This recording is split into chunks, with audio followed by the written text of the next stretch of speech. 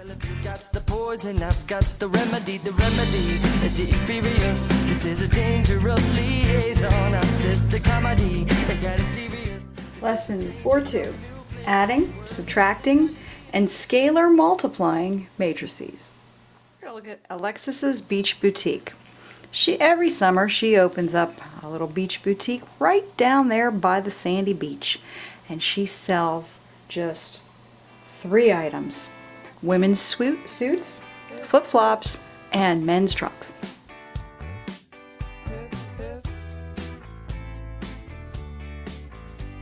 We're going to go ahead and set up a little inventory matrix, and we're going to call it C for current inventory. Now, she sells small, medium, large, and extra large. So, let's see here. Women's suits at present on her property, she has 49 suits of small size, and she has 101 suits of medium size, 24 large bathing suits, and only 10 extra large women's bathing suits. And the rest of her inventory looks like this. Flip-flops, trunks. You can see most of the inventory is in the medium and large range. Alright, now she's expecting a delivery truck today. And on the truck there will be various numbers of each of these items here. So, locked into her computer, as soon as that truck comes, she'll have a new matrix, and it's going to be matrix D, and it's going to stand for all the items that were delivered. Alright, so now here we see what has been delivered. 10 small swimming suits, 30 medium, 10 more large, and 10 more extra large. Flip-flops, you can see how the numbers are going to increase. Now, what we've got to do here is combine these two matrices into a new inventory. Okay, so we're going to go ahead and add these two matrices using our common sense, and we're going to let N equal matrix C plus matrix D, and that's simply, when we're done doing that, we will have her new inventory. Okay, so we go ahead and we add just like your common sense would tell you. I'm going to make this a little bit larger. Alright, this element right here, the number of small suits now in her new inventory will be 49 plus the 10 that were just delivered, so now she has 59 swimming suits. The flip-flops, we added 20 to our old inventory, so now we have 44.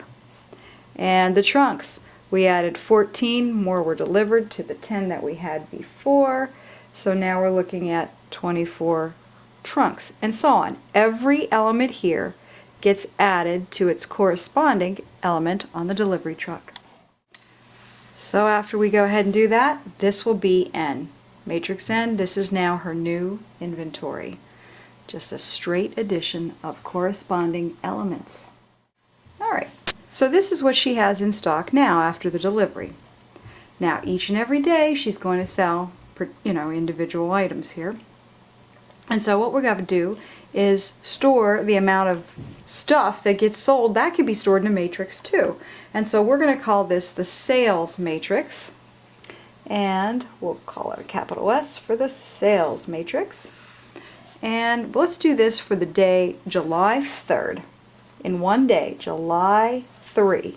What does her sales matrix look like? Let's go ahead and draw that up. Alright, no small trunks are going to be sold. But she's going to sell 10 medium trunks, 11 large trunks, and 4 extra large. And let's see here, flip-flops. She's going to sell 10 small pair, 40 medium, 15 large, and actually 7 extra large in one day. Now the women's suits are going to go much better. She's going to sell 13 women's suits, 41 in one day. Big day. They're all getting ready for July 4th. 30 large suits and 3 extra large suits. Alright, so this represents the current inventory. This is the stuff that's been sold in one day on July 3rd. So what we have to do now is figure out the new inventory. Okay, we've got this inventory, we have to subtract this to go back to our current inventory. Okay, all right, so just like we did when we were adding, we're going to go ahead and now subtract all the corresponding elements to find what our new current inventory is. All right, she had 59 small suits. She sold 13 on July 3rd, so that's going to leave her with 46 small suits left. Okay, the flip-flops on that day, she had 44, she sold 10, so now she has 34. Trunks, she didn't sell any, so she still got the same amount. 24 minus 0 is 24. All right, then the rest of these are results. When we sell off all this stuff on the one day, this is now her new current inventory on July 3rd. All right, we're taking a look at the sales right now that she made on July 3rd. Now, Alexis is planning a big blowout. She knows that July 4th is a huge selling day because a lot of people are off work and they're going to come down to the beach, and her store is the only game in town, and so she's hoping to triple this sales matrix. Multiplying 3 times every element in this matrix, the July 3rd matrix, will literally triple her sales matrix. And you can see down here, July 4th, she's really hoping to triple everything. Okay? Now, when you take an entire matrix and multiply each element by exactly the same number, in this case we tripled everything, that's called scalar, S-C-A-L-A-R, multiplication.